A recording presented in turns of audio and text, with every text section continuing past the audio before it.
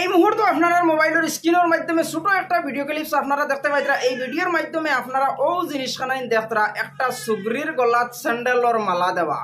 স্যান্ডেলর মালা কিতার লাগি দেবা সামান্য একটা ভিডিও ক্লিপস আপনারা দেখিলেন। তারপরে আমার কিছু কথা আছে এই মেয়েটার ব্যাপারে। আপু এই যে আপু আপনার গলায় জুতার মালা কেন? ভালোবাসার নামে উনি আমার সাথে ফ্রড করেছে, 2 লক্ষ টাকা খেয়েছে, আইফোন কিনে দিয়েছি, তারপর দিনের পর দিন বিয়ের প্রলোভন দেখিয়েছে, তারপর গিয়ে দেখি পার্কে অন্য ছেলের সাথে ডেটিং করে।